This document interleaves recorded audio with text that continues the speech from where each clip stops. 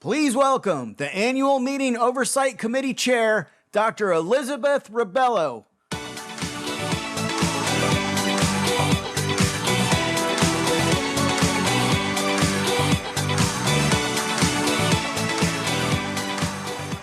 Good morning.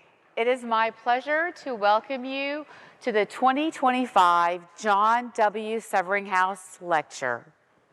This lecture recognizes physician scientists who perform groundbreaking translational research as exemplified by Dr. John Severinghaus, who began his research career at the MIT Radiation Laboratory, where he designed radar test equipment during World War II.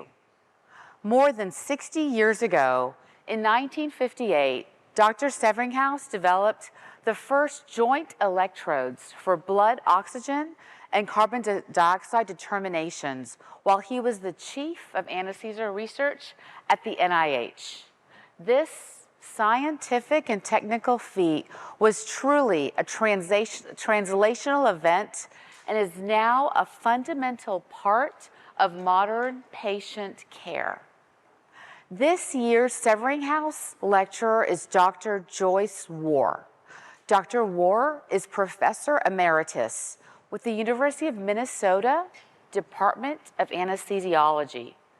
She was formerly the Executive Medical Director of Perioperative Services with M Health Fairview, as well as Vice Chair of Quality and Safety with the Department of Anesthesiology.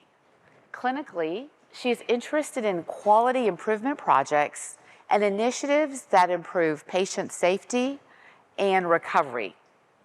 Dr. Warr completed her medical studies at the University of Colorado.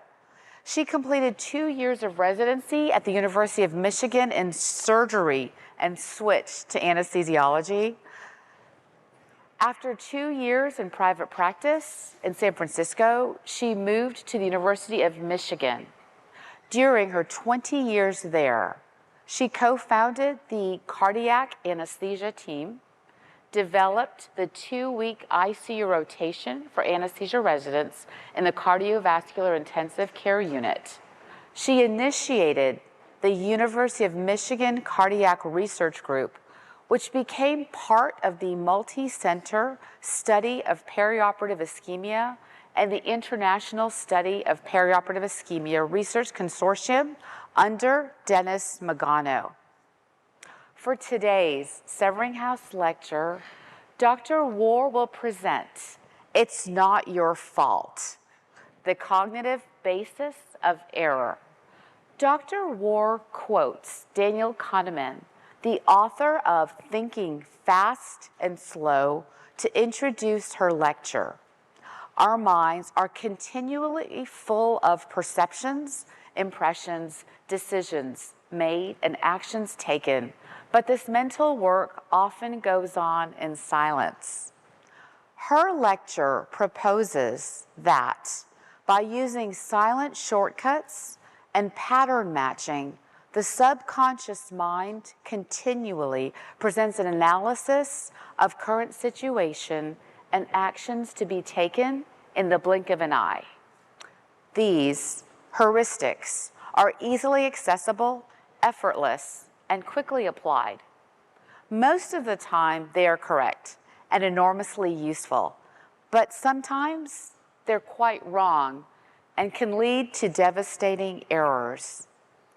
Understanding the silent cognitive processes of our unconscious mind may not prevent these errors, but it can aid in identifying and implementing interventions that will prevent errors from reaching and harming our patients.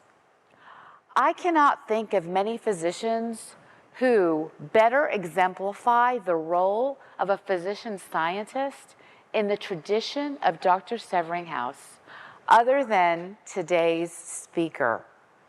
It is my pleasure to welcome the presenter of the 2025 John W. Severinghaus Lecture on Translational Research, Dr. Joyce Warr.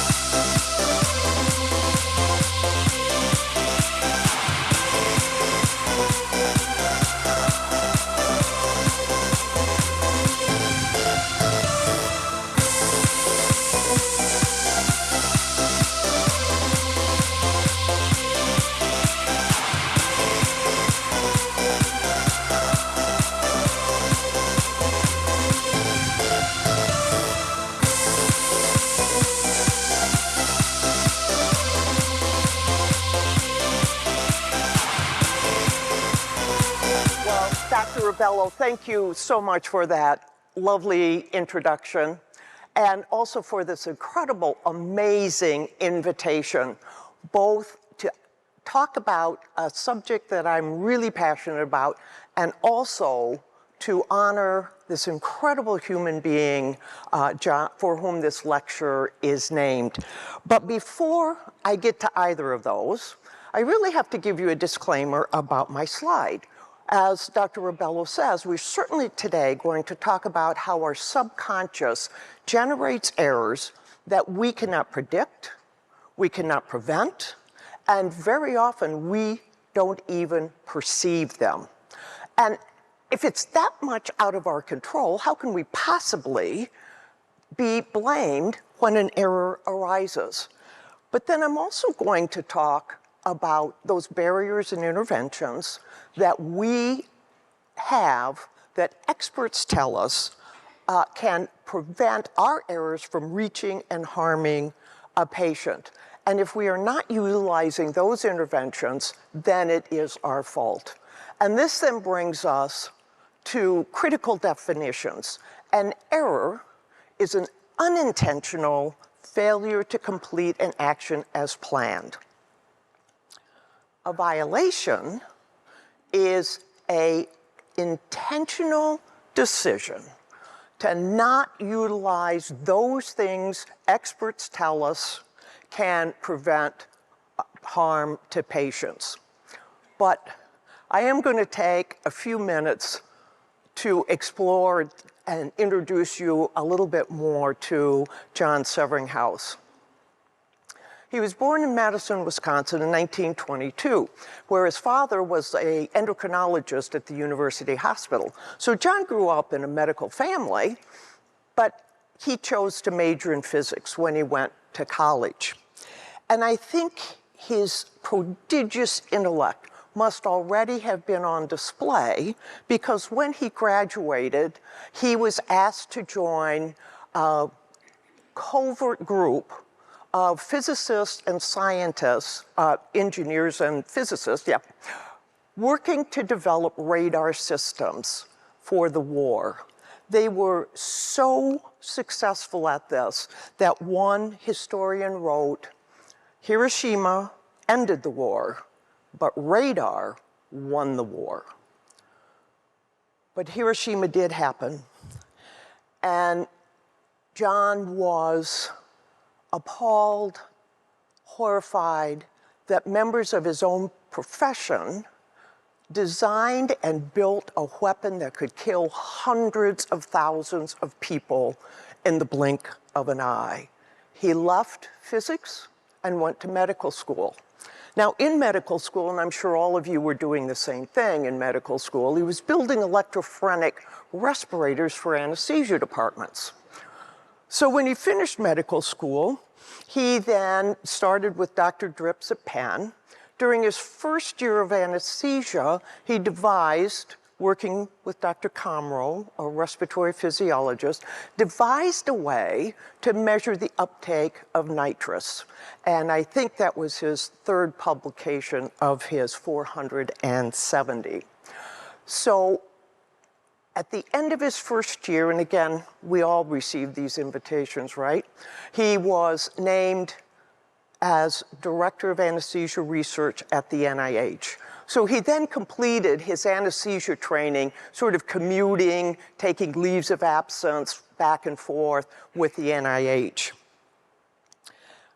When Dr. Comro was recruited to UCSF, and his chair at Iowa, Dr. Cullen, was also recruited to UCSF, John followed them.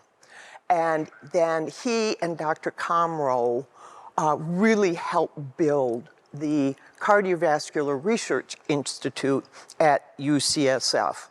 But I think it must have been really frustrating. You're a respiratory physiologist and you can't measure blood gases. John had seen a prototype of a CO2 electrode developed by Richard Stowe. But the problem with it was unstable. You couldn't calibrate it. John solved that problem by adding bicarbonate to the solution. And just a few years later, Leland Clark came up with the oxygen electrode, Again, some problems. John refined that design by adding agitation to the solution. And when John himself gave the inaugural Severinghaus lecture, he said, people say I invented these electrodes. I did not. I just added soda and stirred. He had a lovely sense of humor. But now with a really effective CO2 electrode, oxygen electrode, and pH, John built the first working blood gas analyzer. This one is on display at the Smithsonian, and there's another very early prototype on display at the Wood Library Museum at ASA headquarters. But of course, this was just the beginning. You could only measure 3 parameters, and there are a lot of other things that we would like to know about what's happening with the patient. So John, being a physicist, developed a slide rule. And this was the blood gas calculator, where if you knew the first 3, you could determine all of these other parameters. And his own blood gas calculator and his carrying case, you can see how much he's used it. Can you see the tape? It's taped together. And I saw that in his pocket many, many times at UCSF. And this is where I met him.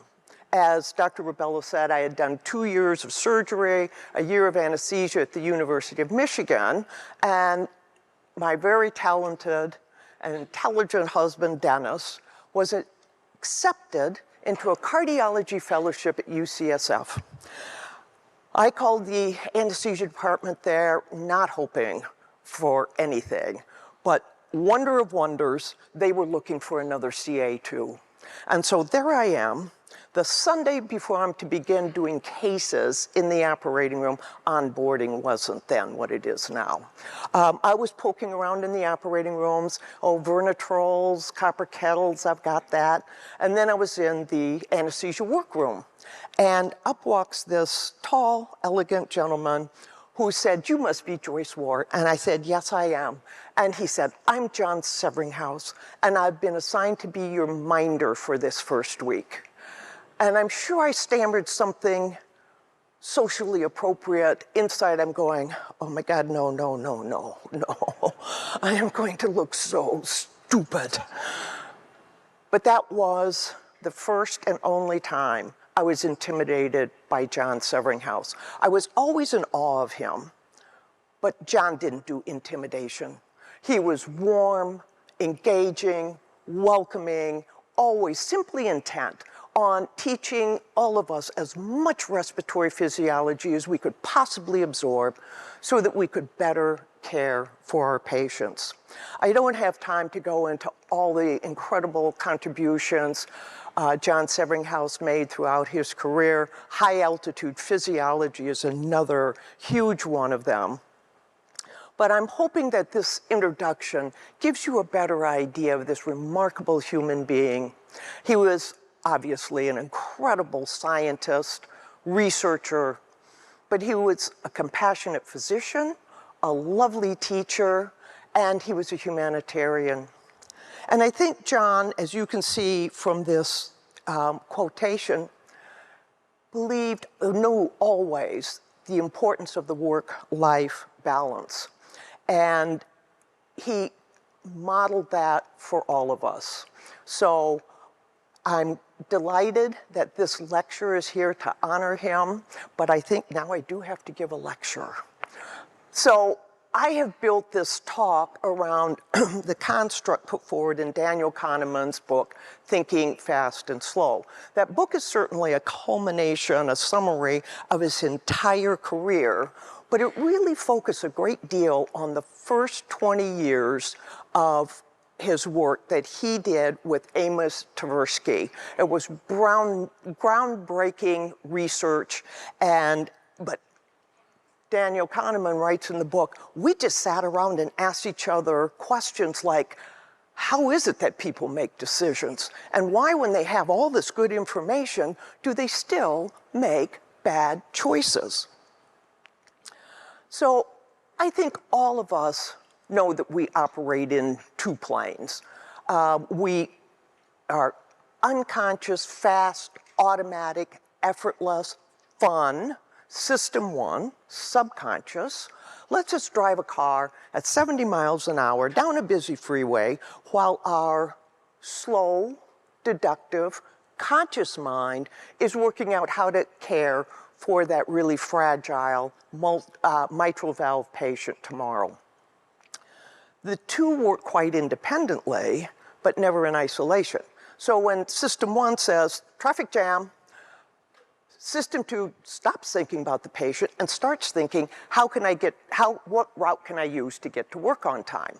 But even as it's doing that consciously, it's using the subconscious stored model of street grids in this area. So system one certainly is what we use for any of our automatic unconscious action sequences. But system one does far more than that. System one, our subconscious, is constantly scanning the environment around us, pattern matching to stored mental models, and then presenting to our conscious brain, here's where you are, here's what's happening, here's what you might need to do.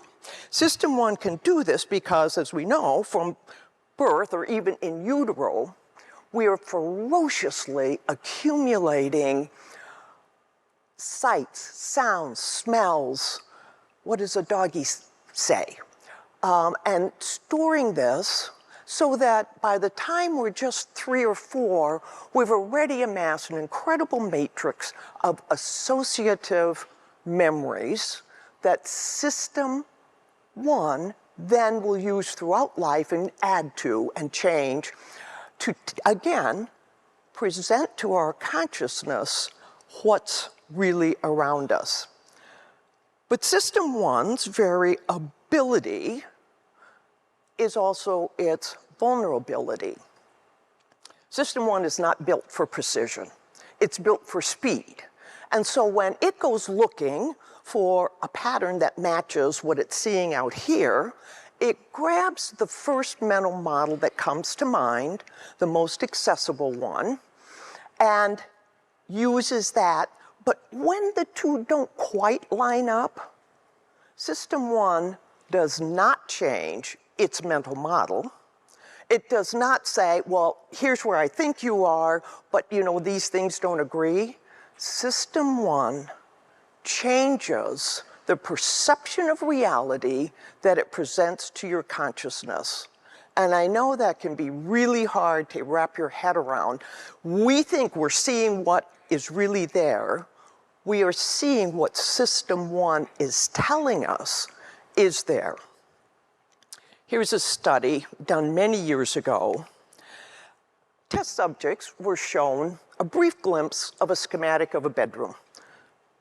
2 rectangles representing twin beds, a square representing a nightstand, and on the nightstand, an analog alarm clock with those little ringy-dingy things on it. Everybody knew that was a bedroom. Everybody recognized the alarm clock. But when they were asked, what was the time on the alarm clock? They gave answers, but they gave different answers. Some said 5, some said 7. And when pressed, are you sure that was the time? They were quite confident that was the time shown on the clock. The clock had no hands. System one had a mental model of a bedroom, but it had no mental model of an analog clock with no hands. So it used the most accessible model, alarm clock with hands, and very helpfully put the hands on the clock. None of the test subjects knew that that had happened. The propensity of our subconscious to take reality, filter it through the lens of our prior experiences, and present a perception of reality has been known to psychologists for a long time. Sully, in 1881, wrote a book called Illusions, which he called the counterfeiting of immediate knowledge. And that leads us to misperceive what's in front of us. And this probably explains why eyewitnesses give slightly different accounts of events that they both witnessed. Freud was really interested in how the subconscious, when you're searching for a phrase or a word, the subconscious will present you with one, but it might not be the one you were looking for, but it's one that carries a stronger emotional, or for Freud, sexual context. That is why it comes to mind. Freud wrote a really popular book at the time, The Psychopathology of Everyday Life. But in it, he also began to establish the belief that errors are subconsciously determined. James, 2 whole volumes of different cognitive errors. And James also now began to say, this is how we learn a new skill, that with repetition, conscious attention, gradually, the more we do it, it stops needing conscious attention and it moves into our subconscious. We bring no conscious attention to how to tie our shoes. Musterberg was one of James's proteges, returned to this idea of the unreliability of eyewitness testimony and gave several real court cases where eyewitnesses gave very different reports of the event that happened. And again, this is because none of us have exactly the same stored mental models or associative memories. So when we all take in true reality and System 1 processes it, it will present to each of us a slightly different view of what's in front of us. Jastrow, again, continued to accumulate more of these subconscious errors, but Jastrow wrote about a concept that Kahneman and Tversky were going to explore in great detail, and that is, why do people engage in wishful thinking rather than wise thinking? The new Gestalt psychologist, once again, further expanding on our knowledge, said that these perceptual phenomena, what we think is reality, are shaped by our subconscious innate need to make the current situation fit a uniform, stored whole. System 1 loves congruency. It loves a story that all fits together and will alter your perception of reality to make that happen. Bartlett is the first one to begin to use the word schemata for mental models. And again, he said that these schemata are comprised of old knowledge, masses of organized past experience. But the System 1 doesn't just reproduce these past, it reconstructs what we see in front of us. And this process results in predictable biases in how we interpret this new material. System 1 also, of course, is what makes us incredible experts. It's what lets us do really complex action sequences, putting in a central line, all of those things rapidly and most of the time, 99% of the time, perfectly. But I hope this little review of the history is beginning to give you the idea that unlike what we think is happening, where our conscious, deductive, rational mind is in charge, in reality, it's just a weak rider on this incredible, powerful System 1. And again, System 1 is brilliant, magnificent, incredible. It is what makes us ourselves. But now we begin to know that that may come with a price. So as I said, System 1 not only can run your action sequences and also constantly present your reality to you, but it also gets in the way of our conscious deductive reasoning. And this is what Tversky and Kahneman explored so well. And they started with the basic question, why don't people make rational decisions?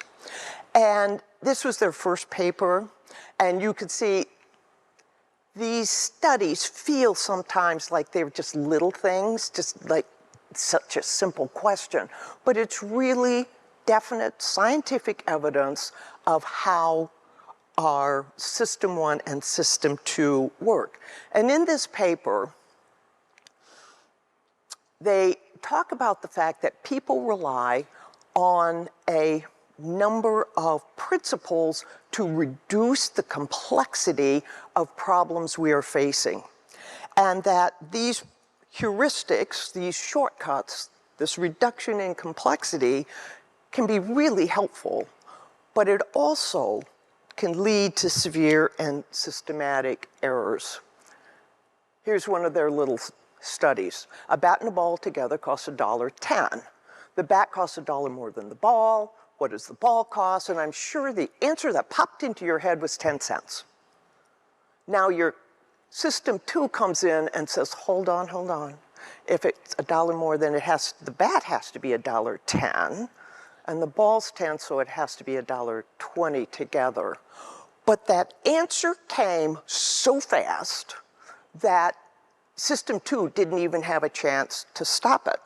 And unless you stopped and questioned yourself, you would have gone on and said that was the answer to the question.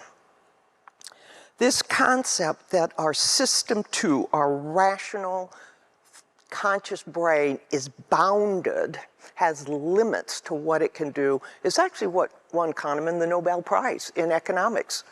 He wasn't an economist, and he never wrote an economics paper.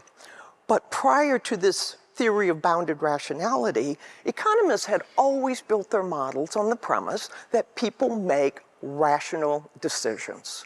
And Kahneman and Tversky show very clearly that we very often do not make rational decisions. And this is not something that we can even really control. So I'm sure you've seen this. Which horizontal line is longer? Your System 1 tells you it's the top. You pull the tines off, no, they're exactly the same length. But when the tines go back on, it is really hard to make your mind believe that they're the same length.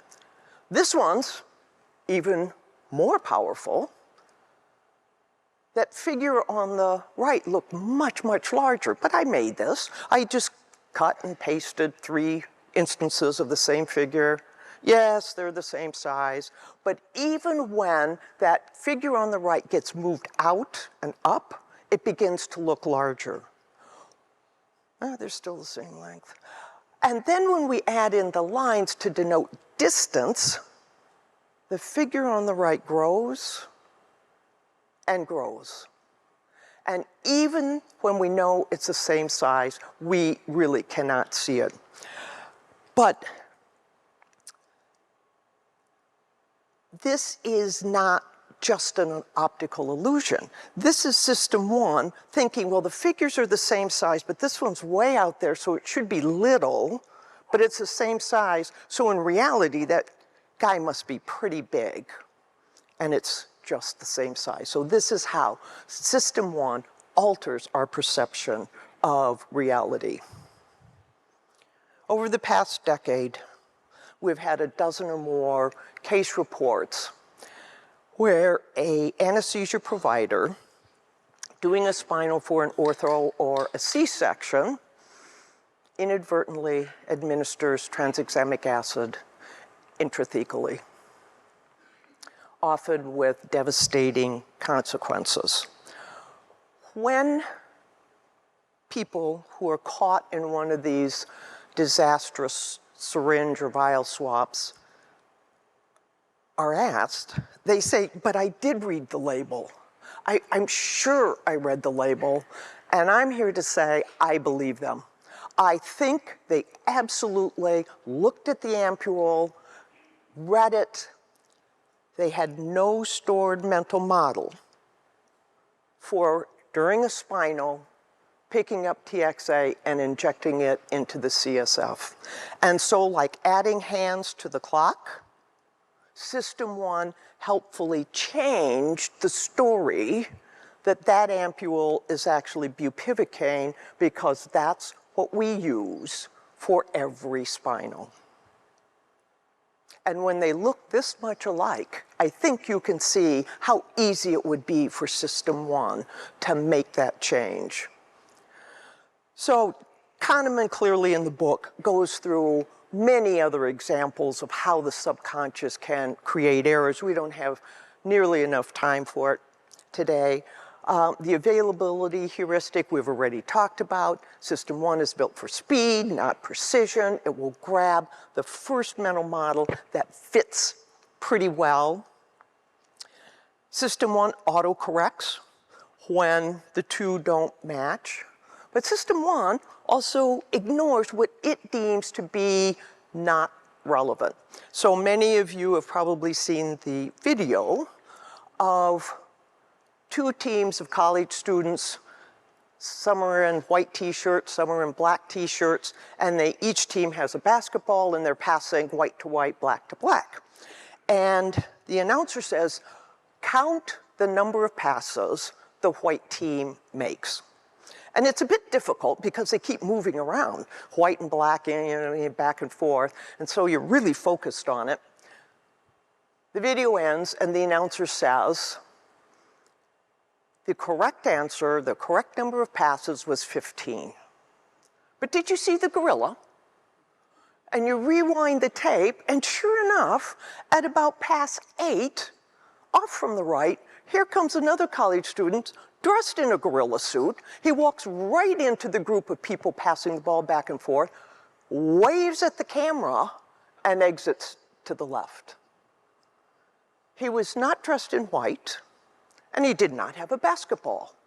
System 1 didn't think it important to report to your consciousness that there was a gorilla in the group. What is seen is all there is. Kahneman spends quite a bit of time on this, but basically, this just says that System 1 is not good at recognizing what isn't there, but should be there. It doesn't tell you, there are no hands on that clock.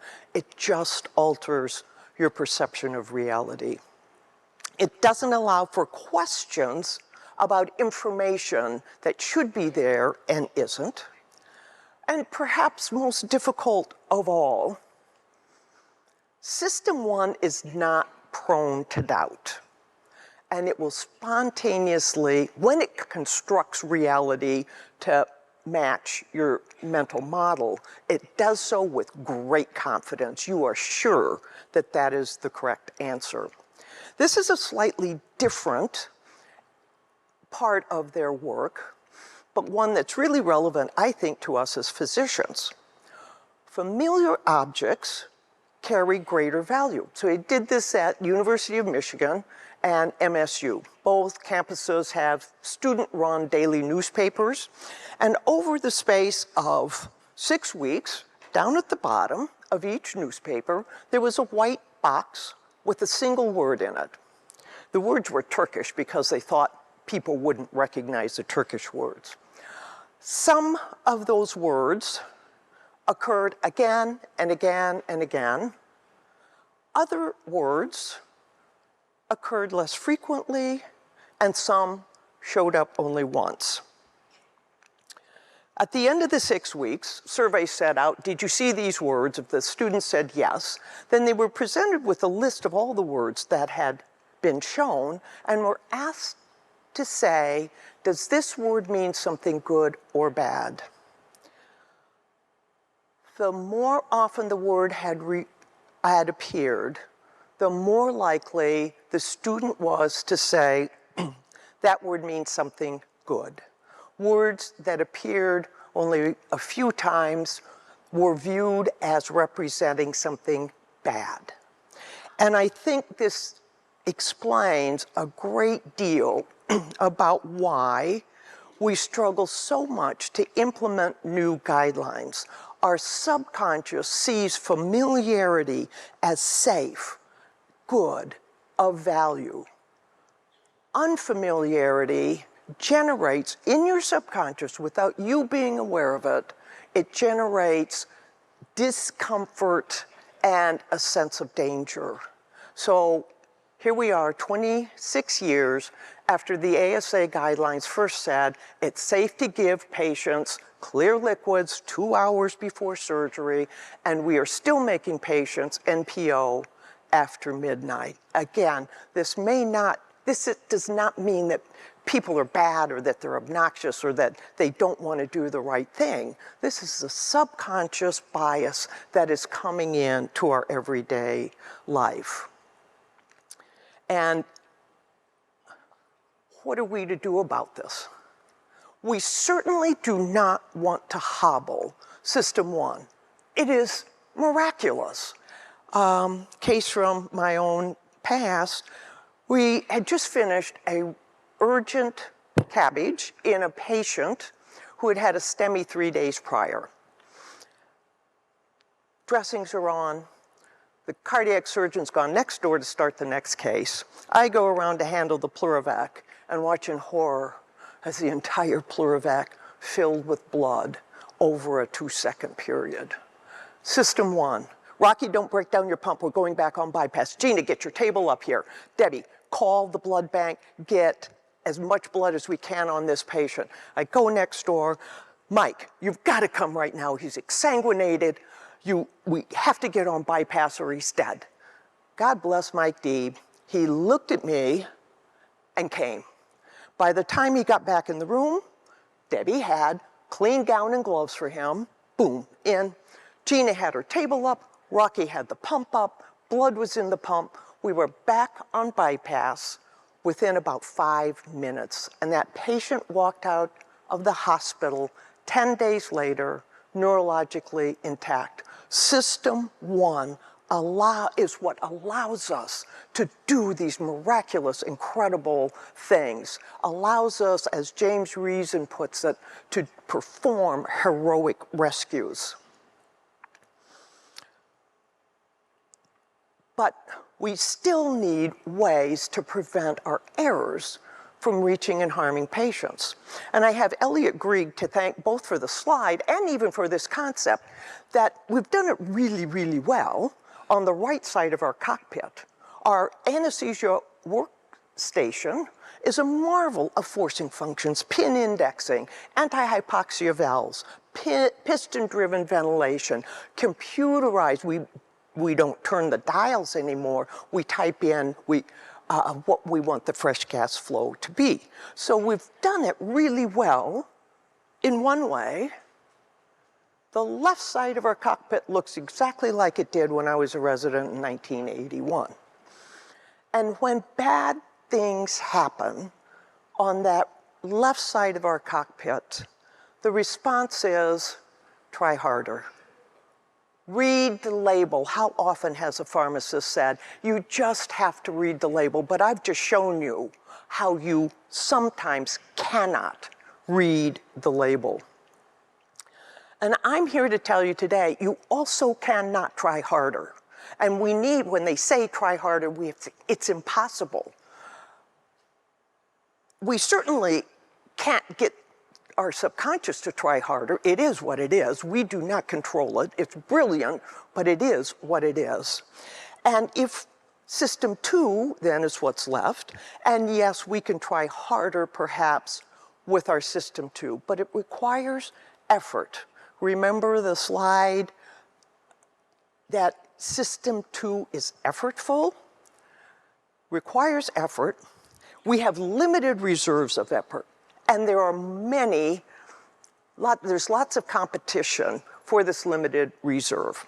Let's say your daughter really wants to kind of get in shape for soccer season, and she wants to go with you on a run, but she's also learning her multiplication tables. So as you're running, you're shouting out, what's 9 times 6?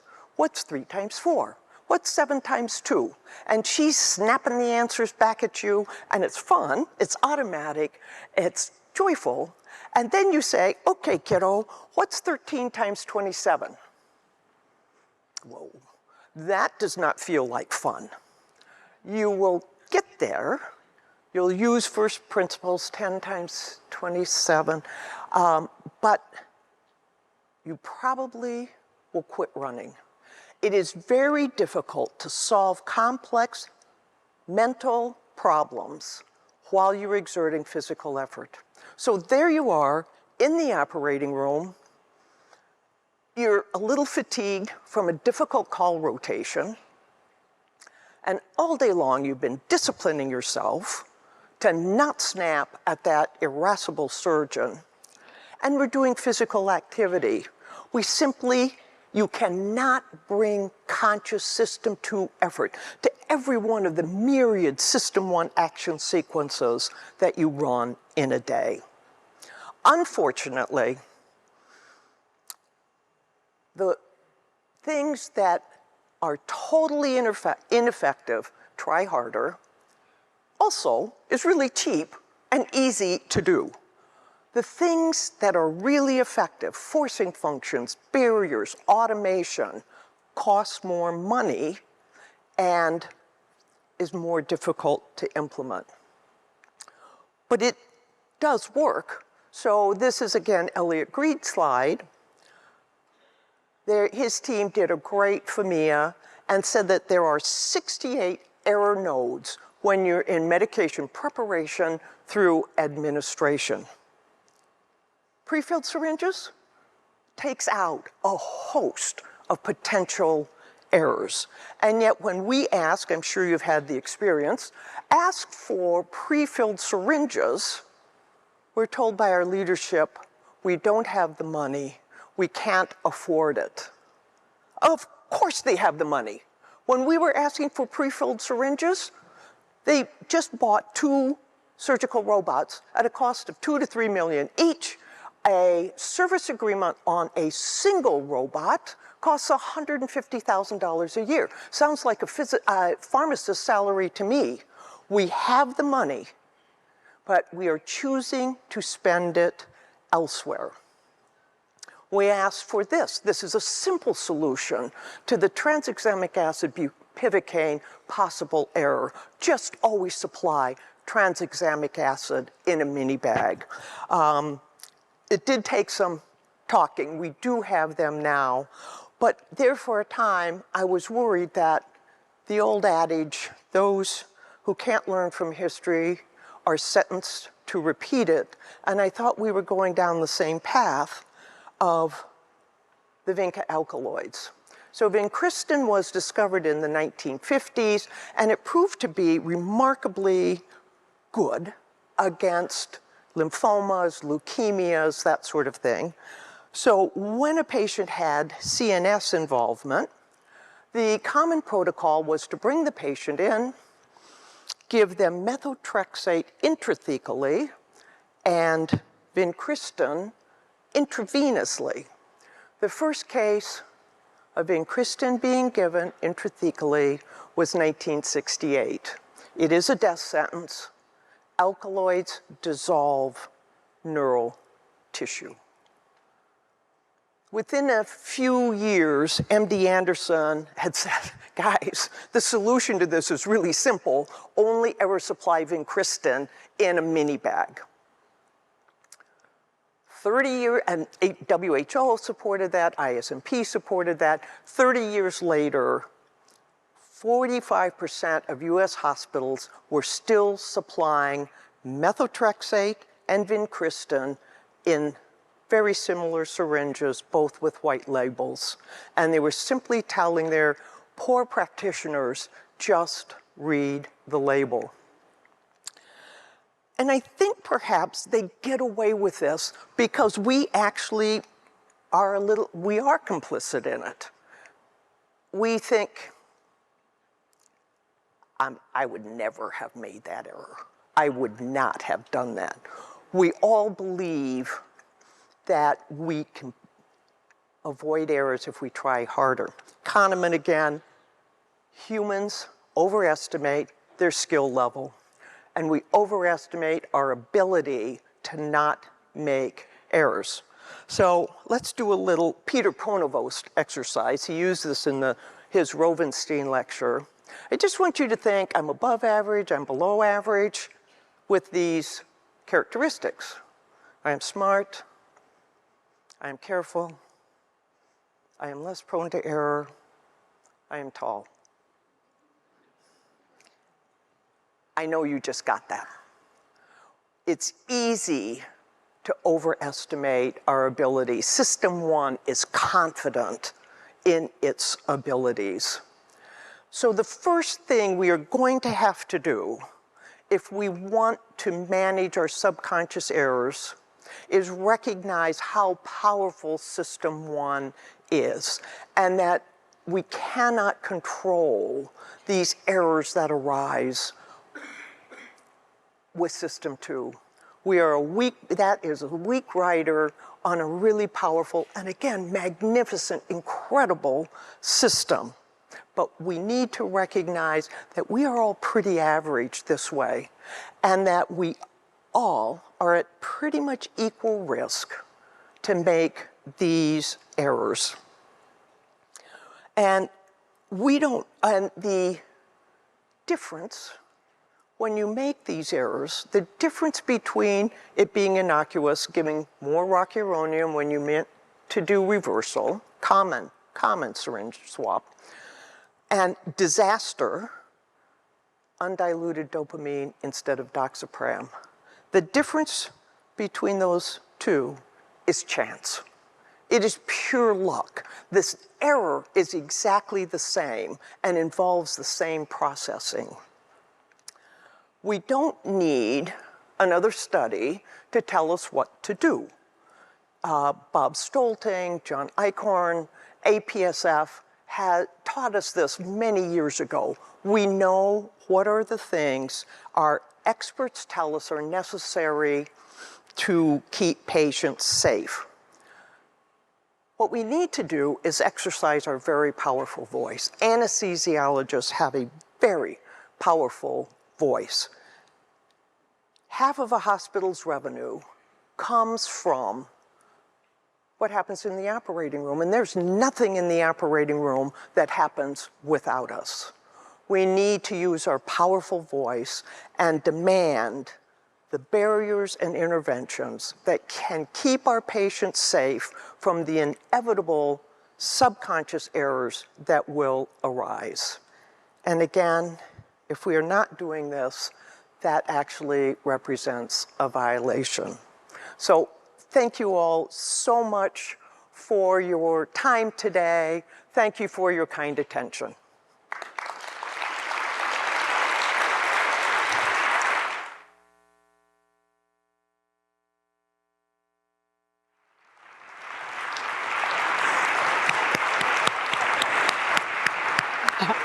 Fantastic presentation. Thank you, Dr. Moore.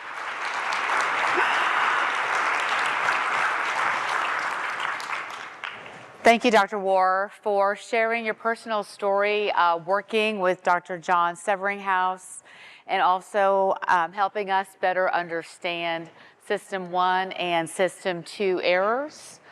This concludes the John Severinghaus presentation. Just a quick note to be sure to claim your CME credit either at the Information Center in the lobby or through your ASA My Meeting app. And all credits must be claimed by December 31st, 2025. Also, want to thank you all for being here, and I look forward to seeing you all next October in San Diego. Thank you.